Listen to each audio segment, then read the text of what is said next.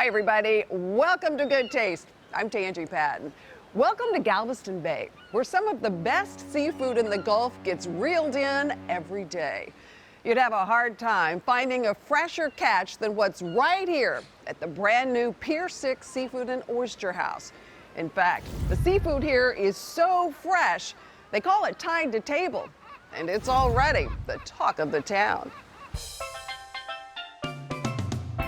Tucked on the tip of an inlet in Galveston Bay is the serene San Leon, a small fishing village known for its high-quality Gulf Coast seafood. At the water's edge is an oyster house that's really put San Leon on the map. Okay, something so simple transformed into something so beautiful, right? Right.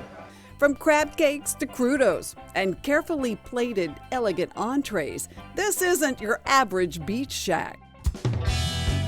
Sunsets here are amazing. You get to see shrimp boats, oyster boats, pleasure boats, sailboats, cargo ships. You get to see the works of Galveston Bay happening right here.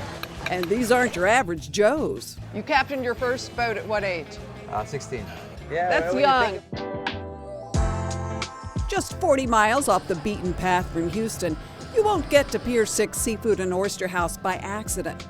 But when you do, you might not want to leave. The first time I came, it was so sunny and beautiful. We sat outside. I thought I had flown to an island and I was on vacation.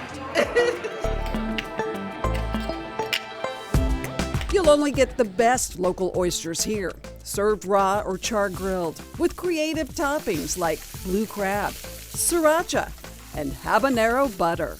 We came here specifically for the oysters. We had 3 dozen and they were excellent. And we're about to have another maybe. That comes as no surprise when you meet owner Raz Halili, a second-generation oysterman whose parents learned the trade as Louisiana deckhands and built an oyster empire one shell at a time. Yeah, I grew up on the oyster docks since, before I could walk.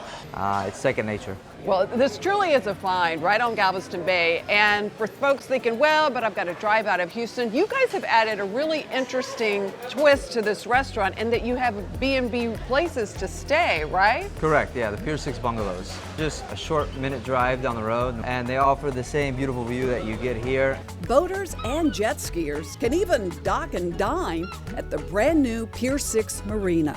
And don't be in a rush, because this is a place you want to sit and linger and take it all in. You're right, absolutely.